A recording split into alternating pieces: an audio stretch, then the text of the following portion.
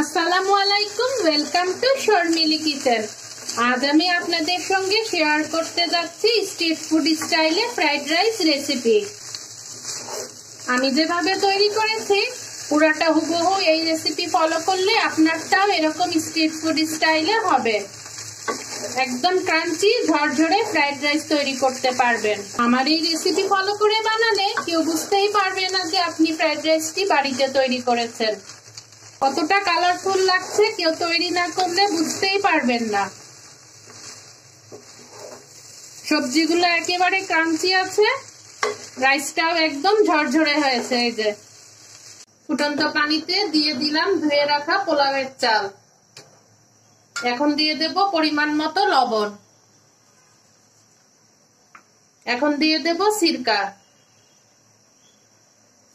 এই সিরকা দেওয়ার কারণে একটির সঙ্গে আরেকটি চাল লাগবে না, একদম ঝরঝরা থাকবে। একটি স্ট্রেনারের সাহায্যে পানিটা ঝরিয়ে নেব, তারপর রুম টেম্পারেচারে দিয়ে অবশ্যই ঠান্ডা করে নেব।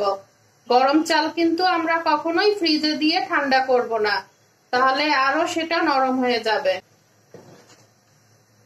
এই চালটা আমরা 80% কুক করে নেব, অর্থাৎ শক্ত ভাত রান্না করে নেব। হাতে নিলে মনে হবে ভাত হয়ে গিয়েছে, কিন্তু চাপ দিলে দেখা যাবে সেটা শক্ত আছে।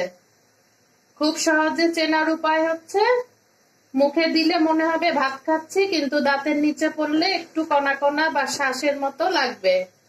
ঠিক সেই মুহূর্তেই আমরা চালটা পানি ঝরিয়ে নেব। পানি ঝরিয়ে নিয়ে নরমাল টেম্পারেচারে অবশ্যই ঠান্ডা করে নেব।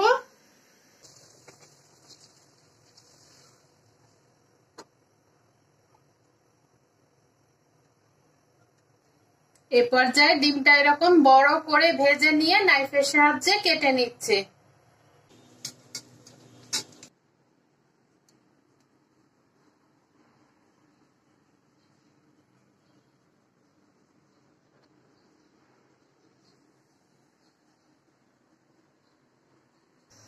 পাত্রে আমি তেল গরম করে নিয়েছি, দিয়ে দিচ্ছি রসুন কুচি, একেবারে মিহি কুচি।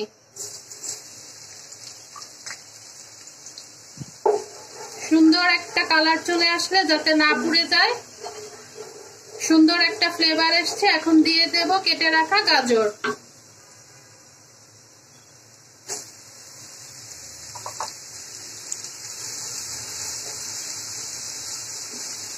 গাজরটা দিয়ে বেশি ভাজবো না, ক্রাঞ্চি থাকা অবস্থায় দিয়ে দেব। এ পর্যায়ে এসে দিয়ে দেব রান্না করে রাখা ঝরঝরে ভাত। এই যে ভাতটা কতটা ঝরঝরা হয়েছে আমি চামচ দিয়ে তুলে দেখাচ্ছি। এরকম ঝরঝরা করে ভাতটা রান্না করতে হবে। দিয়ে দিচ্ছি ভাতগুলো, দিয়ে দিচ্ছি সয়া সস এবং ফিশ সস, দিয়ে দিচ্ছি গোলমরিচের গুঁড়ো, দিয়ে দিচ্ছি টমেটো সস, দিয়ে দিচ্ছি টেস্ট ব্যালেন্স করার জন্য চিনি। এখন দিয়ে দিচ্ছি পরিমাণ মতো লবণ। লবণটা অবশ্যই চেক করে নেব, যেহেতু আমি চালে লবণ দিয়ে বয়েল করেছি এবং সসগুলাতেও লবণ আছে, এজন্য আমাকে লবণটা অবশ্যই চেক করে করে দিতে হবে। এখন ভালো করে মিক্সড করে নেব। পুরোটা রান্নাই হবে হাই ফ্লেমে। এখন দিয়ে দেব কিছুটা চিকেন পাউডার, দিয়ে দিচ্ছি পেঁয়াজের পাপড়ি,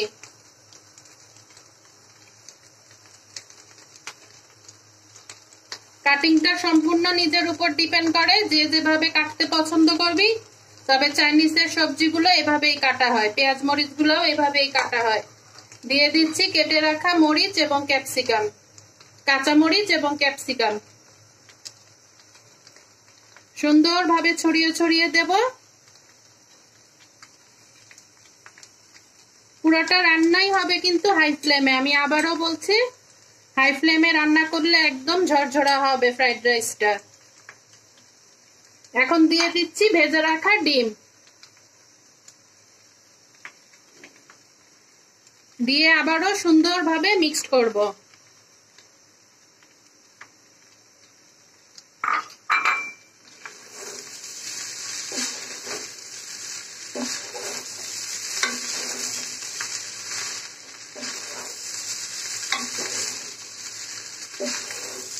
এরকম মজার মজার রান্না পেতে চাইলে আমার চ্যানেলটিকে সাবস্ক্রাইব করে রাখতে পারেন। আর আপনি যদি ফেসবুক থেকে দেখে থাকেন আমার পেজটিকে ফলো করে রাখতে পারেন। ছোট্ট একটি লাইক দিয়ে দেখা শুরু করবেন। আপনার একটি লাইকের মাধ্যমে আমার এই ভিডিওটি অনেকের কাছে পৌঁছিয়ে যেতে পারবে।